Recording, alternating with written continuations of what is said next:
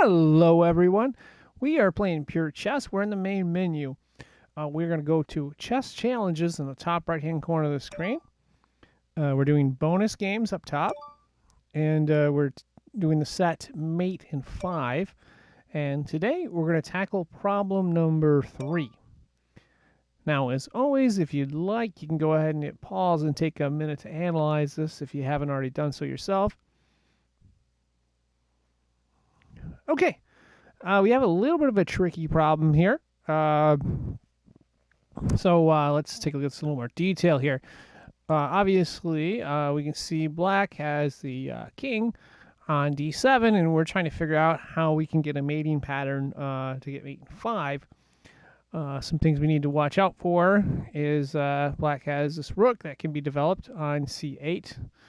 It has a queen right here on a3. So if we move our rook forward, it's could force a series of checks on our king, and we've got to do this in 5 moves. And if our king gets in check, even if we have a winning position, which we probably won't because we actually have less pieces here, we're not gonna solve the problem. Also, keep in mind that black has this knight on the e5 square, and the knight has a number of different options. It basically blocks our a5 knight, 2 of the options there being the c6 square and the c4 square. This pawn right here on the d6, let's see, oh, wrong way. On the d6 right there, you see that pawn. That pawn is protected by the bishop on f8. So got a little bit of a tricky problem. Back to the king for black. The first thing I like to look at is what potential flight squares it has, and I know this is a changing thing because if you put them in check and you make black king move, it changes. But right now, the flight squares that it has, and we'll take a look at what's covered. It's got d8, e8, e7, e6, and c6. Now, obviously, queen is covering 2 of those flight squares, being at c6 and e6. So we'd like to shorten that down. Now, if we move this knight right here, we're going to open up the c file for the rook on black's rook on c8. So it makes it a little bit tricky. Because of our precarious position, what we have to do is pretty much figure out a series of checks. As long as we keep black in check, that's going to be the key to solving this problem.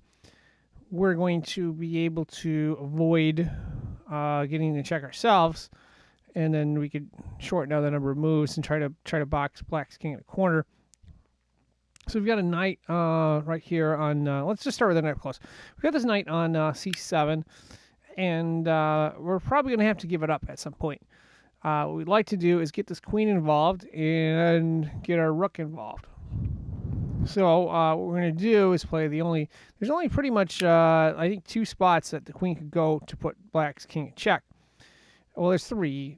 We don't want to take the d6 pawn because it's guarded by the bishop on f8. So there's this spot right here is safe, b5. That scenario does not to work very well because then we're doubling up the b file with the queen and the rook. We would like to spread. What we'd like to do is basically have our queen spread out with our rook, and then figure out a way to get pressure and box this king in. So the only other 2 spots that they could go for a check are this f7 square, which is protected by the knight on e5, so we can't go there. Pretty much the only option we have right here is the e6 square. So we're going to play queen to e6 check. And that pretty much forces or obliges black's king to take the knight on c7. Okay, we have a knight that can be taken very quickly by black's queen, but it also protects a few squares, one of them being the b7 square, which our rook can go forward to. So we're going to play our b1 rook to b7 check. And if you look at the king's flight squares, it pretty much only has one, and that being d8. So now we've kind of boxed black's king in. What we're going to need to do is figure out how to get checkmate here. And we have to do it in 3 moves. Okay, now the first thing I would look at here is we have this rook on b7 now. It blocks these 3 flight squares for black's king. We have a queen on e6, and that blocks these 3 flight squares. We get to d7, e7, e8. It also could take a rook, but that'd be a trade we won't want to make right now. What we'd like to do is get this rook right here to row 8. And ideally get it at the c8 square where the rook is. But we can't simply just take a rook and move it to b8, because then black will recapture with the rook, and that we don't have a mating pattern here. Because remember, this pawn right here on d6, we can't go there with a queen because it's protected by the bishop, and we got to figure out how to do this in 3 moves. So how do we do this? And we also got to keep black in check, because if we don't keep black in check, we don't solve the problem. Black will put us in check, and we can't do this in 5 moves. So how do we do this? Well, we have this knight right here, and looking at the moves right here, I'm pretty sure you can guess that c6 is the only way I can go and check. But the problem is, black's going to take with the rook. There's nothing to nothing to protect it. What we have to do is think a step deeper. If black captures with the rook right there on c6, that opens up the row 8. So we can play our rook to b8 check. Black will come back and block with the rook, but we have this queen protecting that square. So we can take black's rook while it's blocking, and black only has the king to defend, and we'll have more attackers than they can defend with. So yeah, let's go back to the simplest move here. We're going to take the knight on a5 and play it to c6 check.